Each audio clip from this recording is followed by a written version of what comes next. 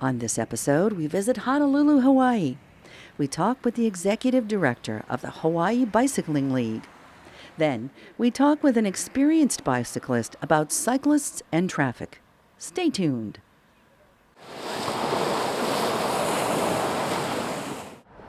We're talking with Chad Taniguchi with the Hawaii Bicycling League.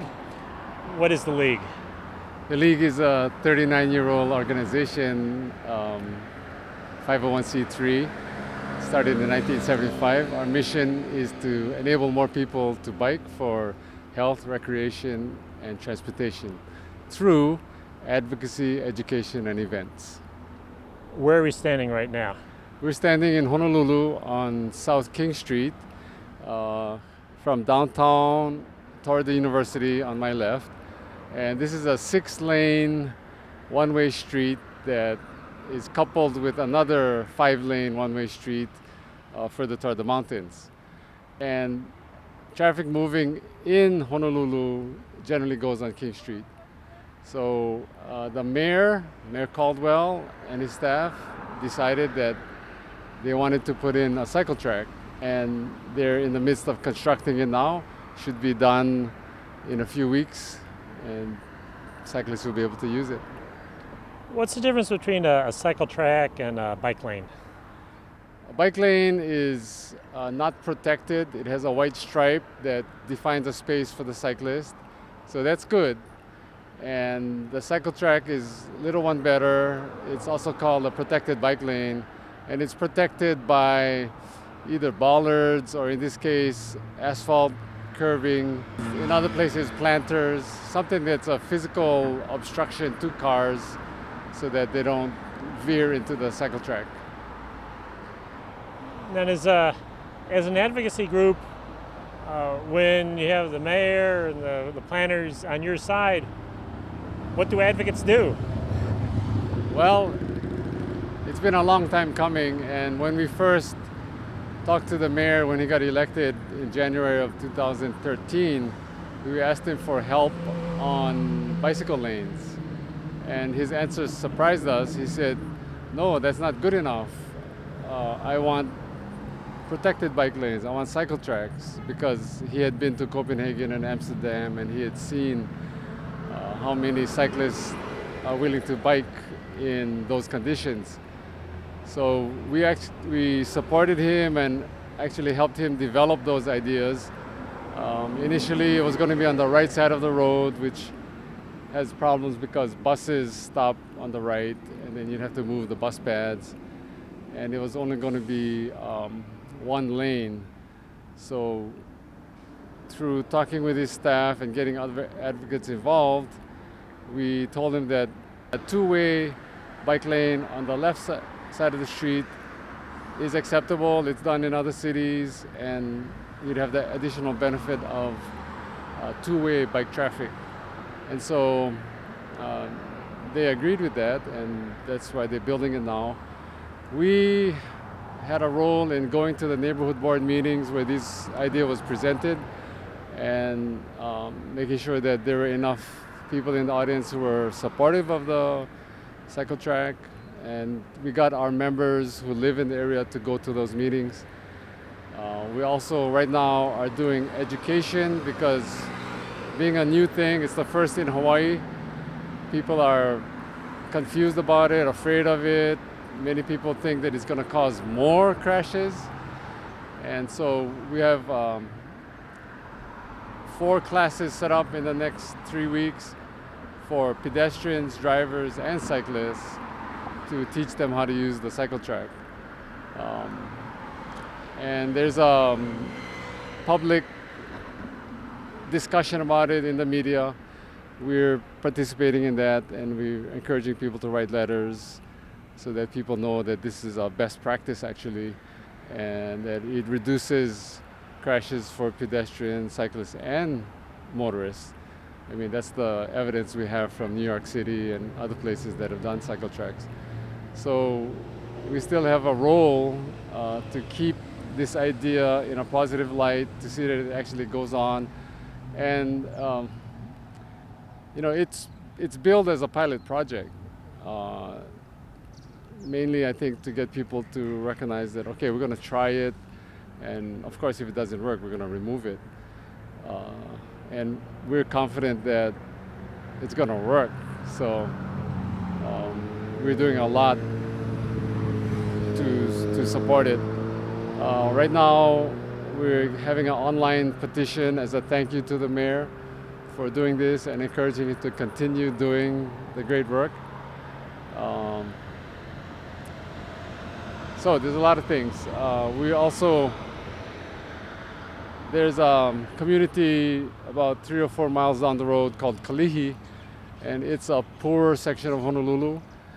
A lot of public housing in that area.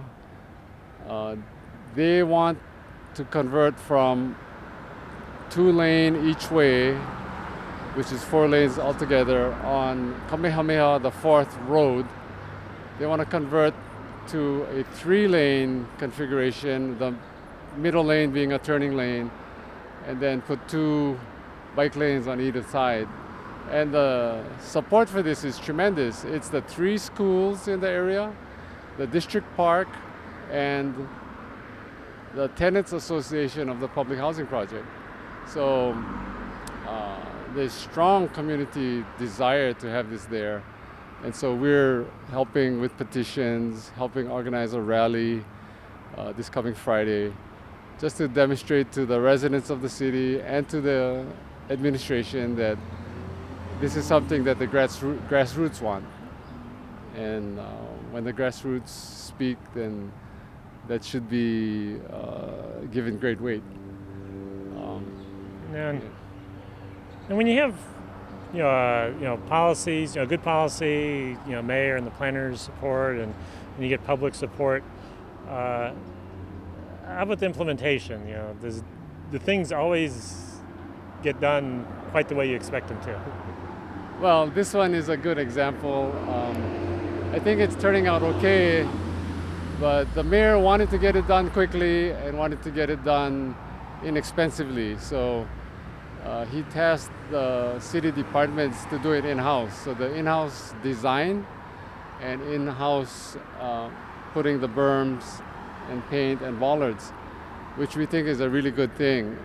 They did have some problems getting the berms to stay in place rather than crumble, and I think they kind of figured it out now.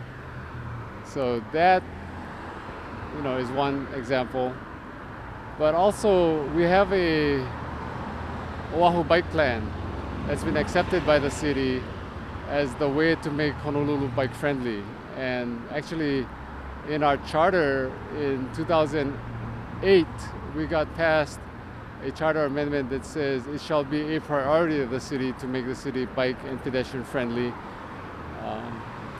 And we also got the Complete Streets Ordinance passed 2 years ago that says whenever you construct or repair a street, you have to consider the needs of pedestrians and bicyclists. And on that level, we have the desire of the mayor to do that, but because the Department of Design and Construction main responsibility is to design and construct as many road miles as possible, and which is a good thing. The roads are very poorly kept, so repaving is needed. But that's not well coordinated with the Department of Transportation Services, which is the one that oversees the bike plan.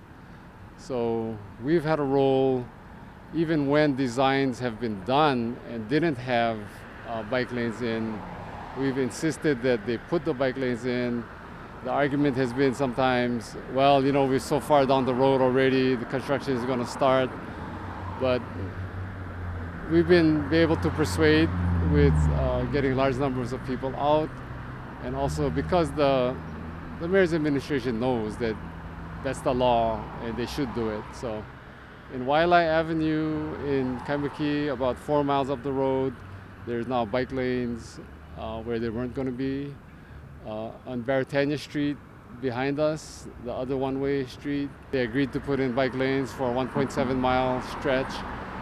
There's another one in Kaimuki on 10th Avenue where there wasn't enough room for bike lanes on both ways, but we persuaded them at least put it one way on the uphill way.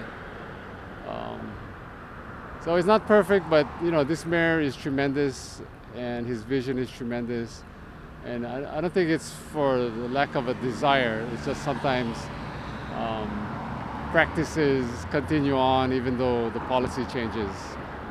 So that's part of what we're doing, trying to be supportive but also hold their feet to the fire so that they actually do what they're supposed to do and do it when the time is right.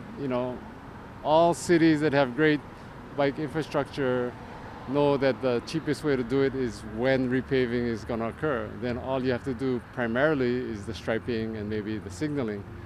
So we don't want them to lose the opportunity because the mayor has done more repaving and fixing up streets than any other mayor. He and his administration did 390 miles last year, the first time that's ever been done. They're on track to do 300 miles this year, and their goal is 1,500 miles in 5 years.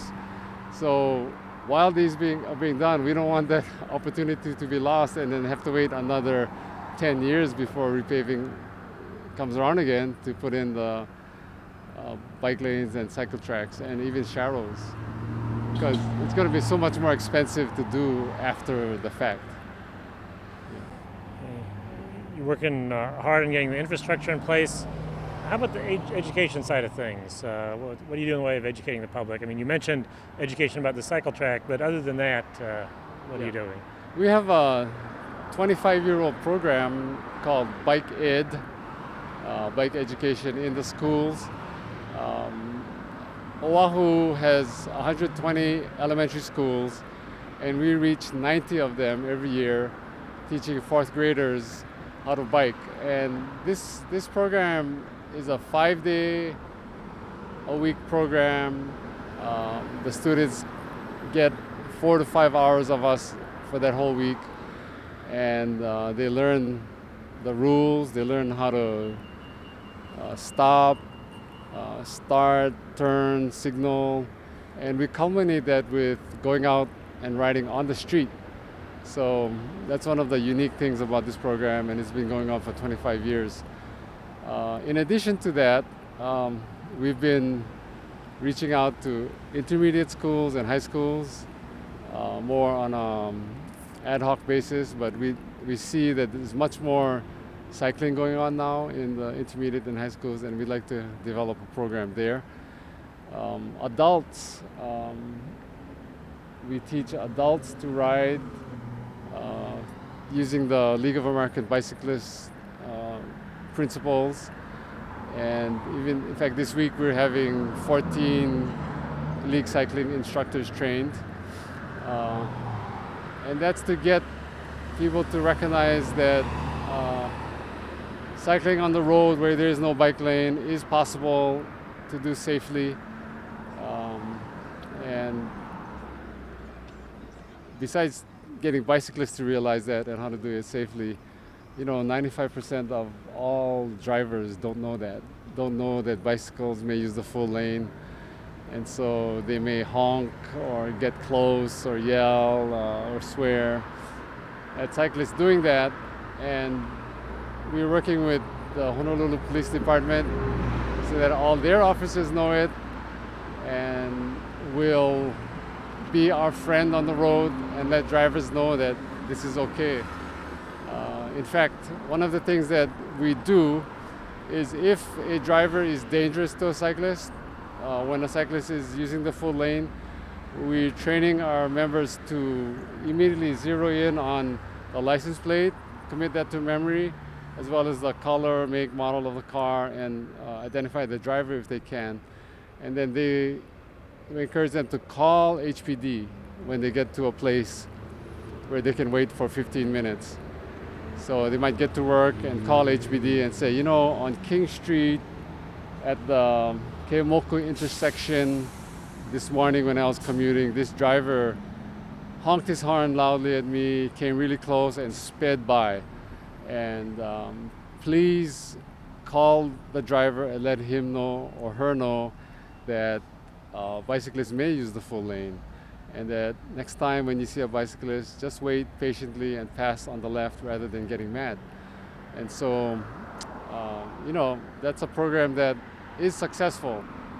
When a person in authority like the police tells a driver that that's legal and you shouldn't do that again, it does have a positive effect. We've had people say, oh, okay, I didn't realize that. I thought cyclists had to ride on the right or on the sidewalk and that the street was for cars. So when police officers tell that, they listen.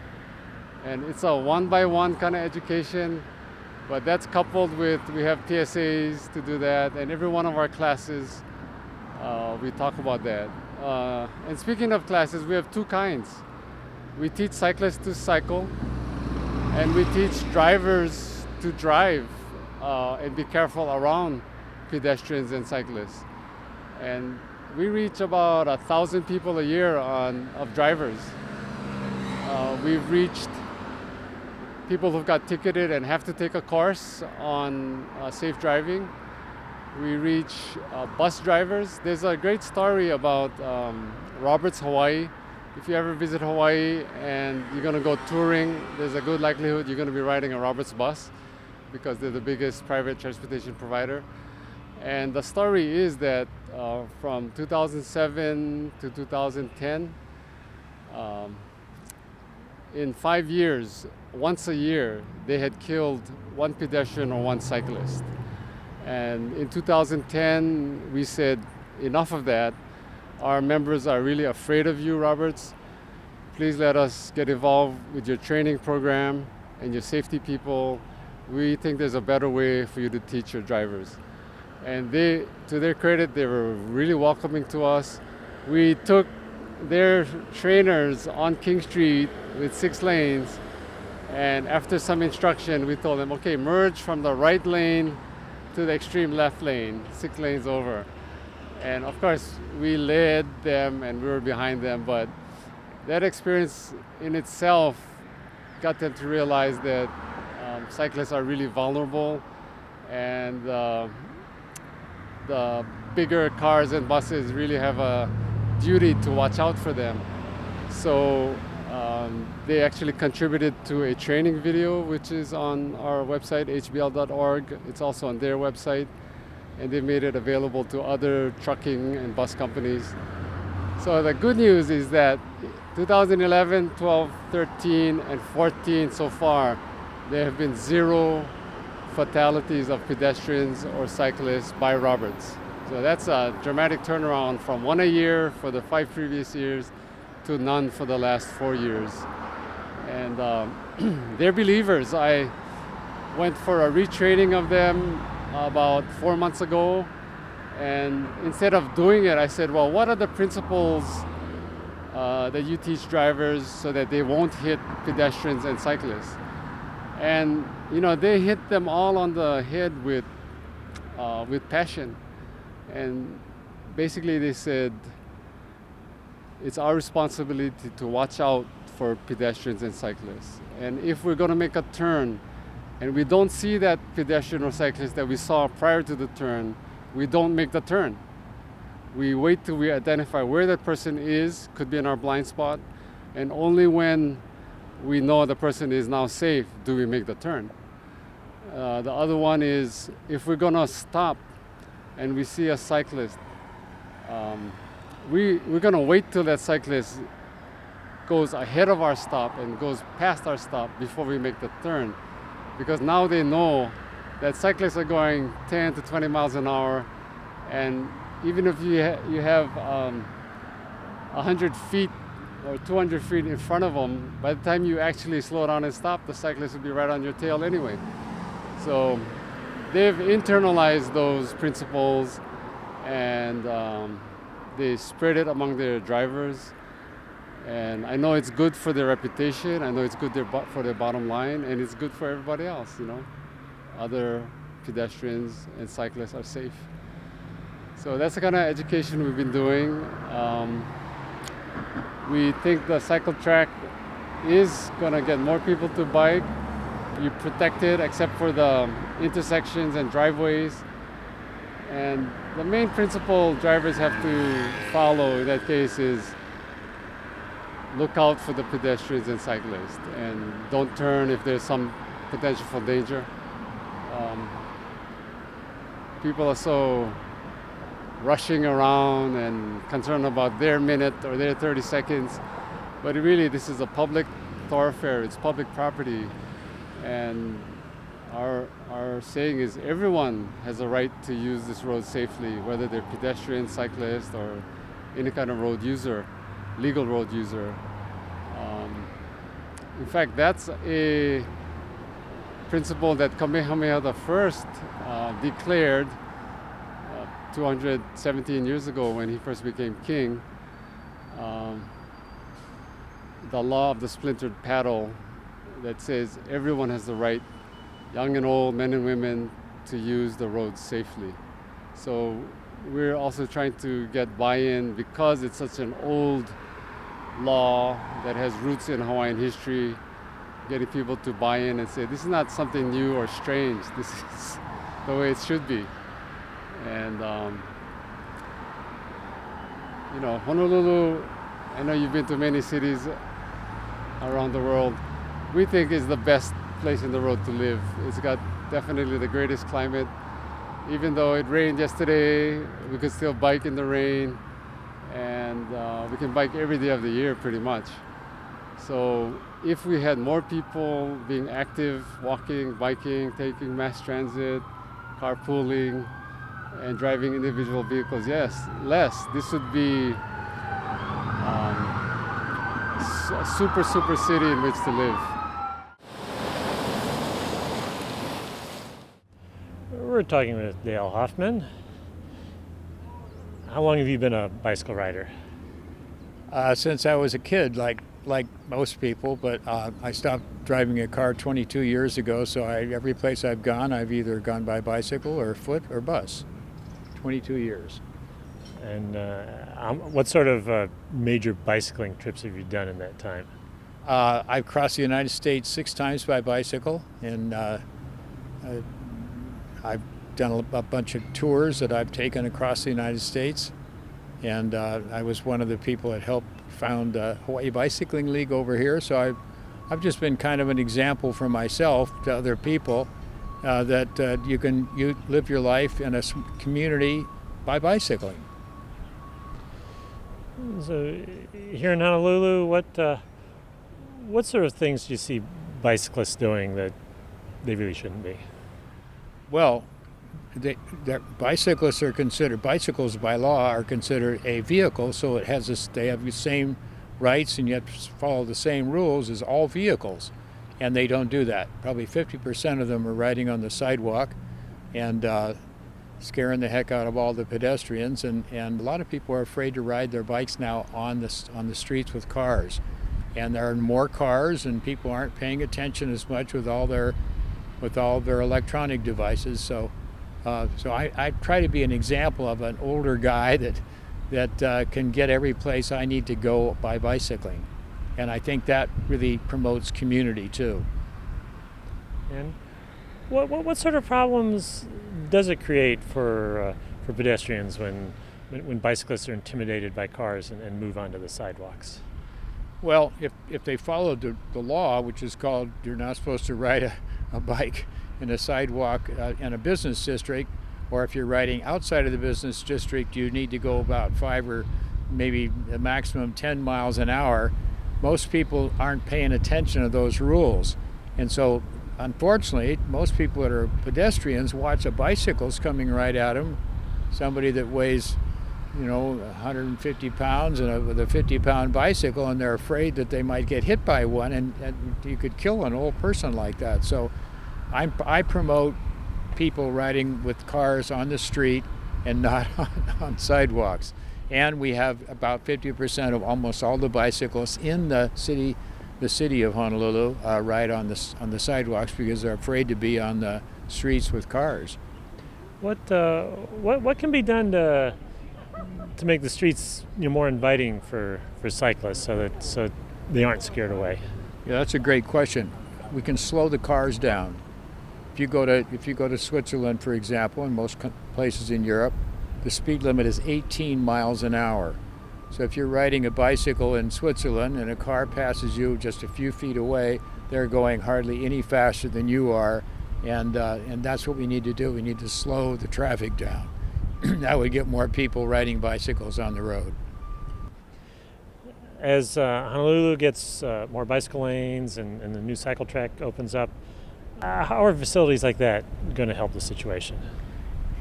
It will help, as in every country and city in the world, that the more bicyclists that there are, the more the people that are driving cars start including the bicyclists as part of the whole traffic situation.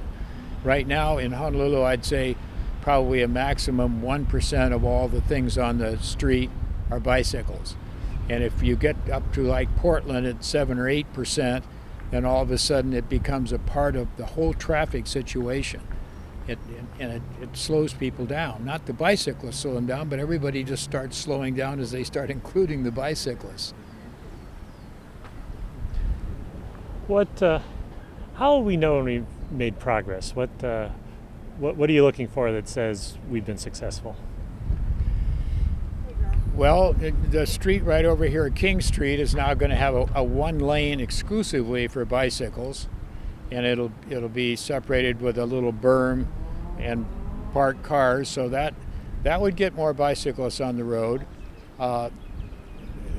This may not fit with what we're talking about, but as a teacher of effective cycling for many years, I tell people that the safest way to ride with cars is to ride with the cars, ride in the lane with cars. And the law says if you're a bicyclist, you can take a whole lane if the lane isn't wide enough for both a bicycle and a car to be in at the same time.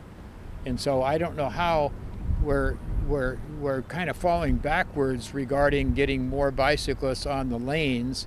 As more bicyclists start riding in Honolulu, they're riding on the sidewalks.